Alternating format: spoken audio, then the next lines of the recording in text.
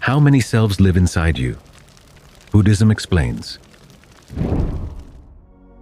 As we practice, we try to focus our desires on one thing, the ending of suffering.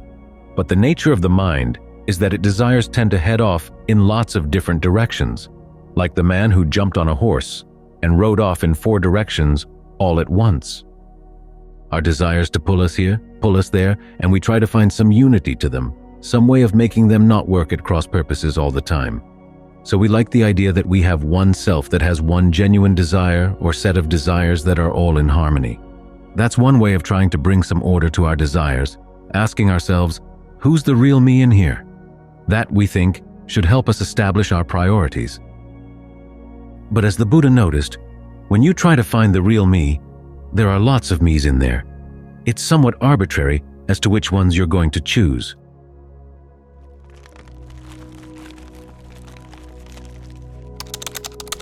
Many desires, many selves.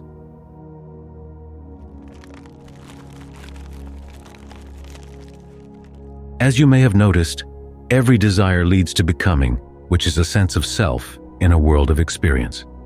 It's focused on a desired object, something you want, say an ice cream cone. Then there's a world in which that ice cream cone exists. All the aspects of the world outside that are relevant to the ice cream cone, either helping you get it or getting in the way, are part of that particular becoming. Everything that's not relevant to the ice cream cone is absent in that world. Then you enter into that world as the person who's going to get the ice cream cone, the person who can either make the ice cream or buy the ice cream, and the person who's going to enjoy it. On top of that, there's always the self as commentator saying, "Are you doing this well? How might you do it differently? Is it really worth doing?" So every desire has 3 senses of self right there. Every desire has a world.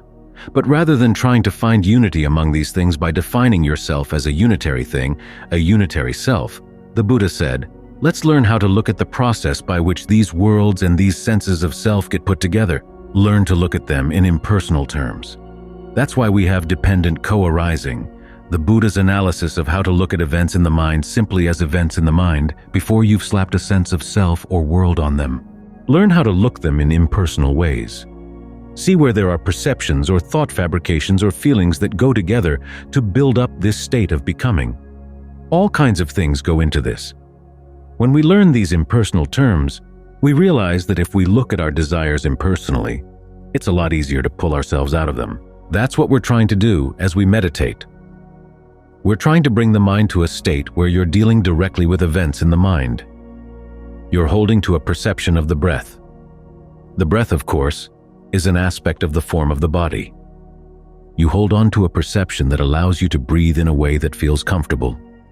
You'll also be thinking about the breath and adjusting the breath, evaluating it. That's called fabrication. And you're aware of these things. That's consciousness. There are also intentions that keep you here. There are acts of attention. What are you going to pay attention to? What are you going to ignore?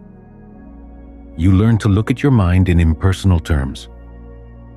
The problem is that a sense of self can move in here as well, and it can be either helpful or not helpful. A helpful sense of self is one that says, I can do this. I'll take on this duty. I find it an interesting challenge, and I'm going to enjoy it.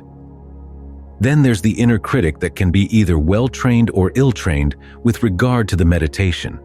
The ill-trained one gives up at the slightest disturbance. You're trying to focus on the breath, and yet the mind seems to want to focus on anything but the breath. Then you tie this into your narratives about what a miserable meditator you are. And then, from that, what a miserable person you are in general. And it can expand, expand, expand. That's not very helpful. It's better to think about times in the past when you faced difficulties but were able to overcome them. Or you were working on a skill that you really wanted to develop, really wanted to master, and you had enough interest in it to face whatever challenges there were and be up for the challenge. That's the kind of self you want to develop around the meditation. But notice, we're not trying to find a unitary self here. Many psychologists, many philosophers talk about how we have to unify the self as if they see the divided self as the big problem. But the Buddha says the big problem is that we have divided desires. Our desires don't have any clear sense of priority. If we can focus our desires on solving this one problem, the problem of creating suffering, all our other problems are going to evaporate. In other words, there may still be problems in the world outside, but they don't weigh us down. We don't suffer from them. That's the important thing. From that perspective, the Buddha is perfectly fine with the fact that we have many different selves. The question is, which ones are you going to use, and which ones are you not going to use to foster skillful desires? As you take them apart, it's important to realize that you're going to be dealing with many different people in here. All too many meditators try to streamline the practice by saying, well, there's no self to begin with, so just tell yourself that there's no self. And whatever comes up, put aside your sense of self, and you'll be okay. But you don't have one sense of self. You have many. And as you practice, you're going to find that some of the selves inside really enjoy the meditation, and some don't. You have to deal with the ones that don't on an individual basis. In other words, you're going to be dealing with individual desires, which have their individual allure and their individual drawbacks. There are some general outlines to the drawbacks. One is that everything that you could possibly identify with is going to be inconstant, stressful, and not self. But you can say those words over and over again, and they may not have any impact at all. As the Buddha said, you have to look specifically as to what the allure is for that particular desire, that particular sense of self. Say, a particular instance of anger comes up. Why does the mind like to be angry about those specific things? Sometimes it's out of fear, sometimes it's out of desire. Fear of what? Desire of what? Clinging to what? You want to be really clear about this, because if you're not clear about the allure, then you can talk about the drawbacks from dawn to dusk, from dusk to dawn, and they won't have much impact because they don't focus directly on what the attraction is. The same with lust. We tell ourselves that we lust for a particular body, but is it just the body? Is it your perception of the body? A lot of it has to do with your perceptions, because our perceptions are like sketches. There's no perception of the world, or even of yourself, your own body, that could encompass all the details. So we live with cartoons. That's why cartoons are so effective at expressing emotions.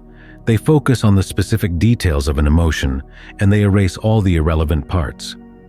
The bad part is that we live within these cartoons, and they control us. As a result, you're usually in love with a cartoon. You lust for a cartoon. This is one of the reasons why interpersonal relationships are so fraught. The person you love thinks that you love him or her, but then they find out no, it's something else. You're in love with a perception of them, a thought construct about them, or about you in relation to them. Or you may just be in love with the idea of being in love. That's not much of a foundation to build any kind of solid relationship on. So you've got to see the specific points of the allure. This is why the Buddha says you want to locate the craving. Where is your craving located? Where is it focused? For that particular instance of anger, that particular instance of lust. If you've gotten past one instance of anger, don't think you've taken care of all types of anger, because you may have many different triggers. Lust may have many different ways of drawing you in, attracting you, being alluring. After all, it's been around for a long, long time. It's learned a lot of tricks. It can hijack your breath. Every time it comes up, it can create a sense of tightness in the body, something in the body that you can't stand. You say, I've got to get this out of my system.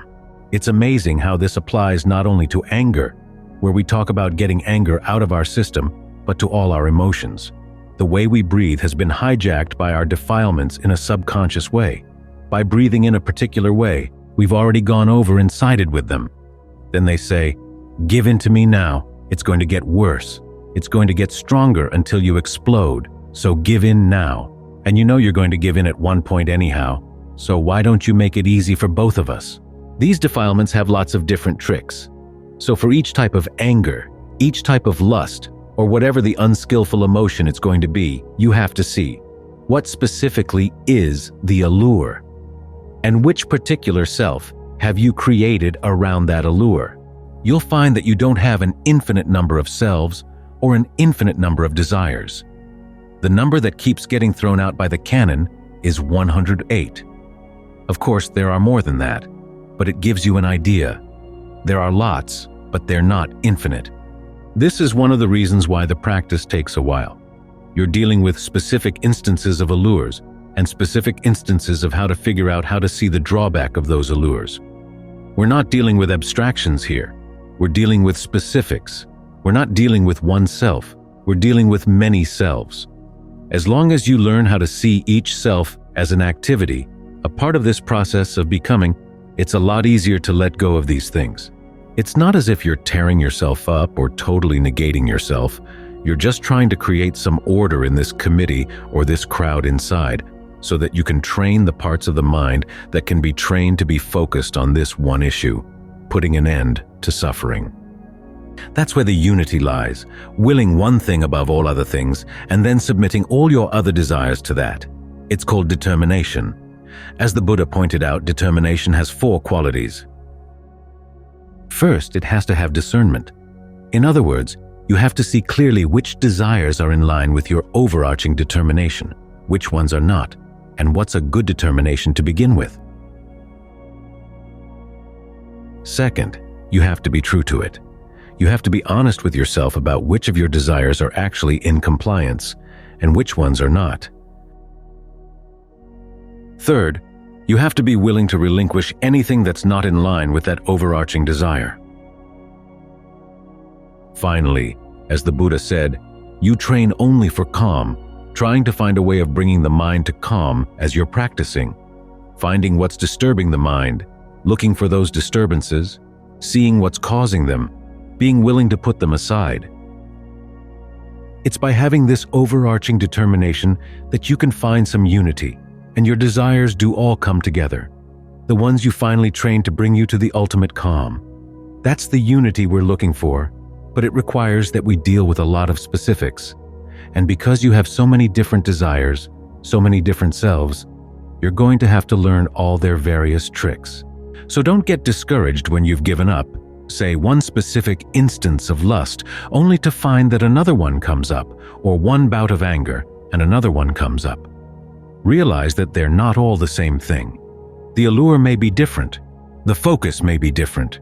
So take that as a challenge, as part of the skill. And take heart from the fact that these various tricks of the defilements are not infinite. They may seem to be a lot, but as you get to know them better, you get better and better at detecting them quickly and dealing with them quickly as well. You do develop skill as you keep focused on this. So take heart. It's not an endless job. In fact, it's one of the few things in the world that actually does come to an end. And the end is more than worth whatever effort it takes to get there.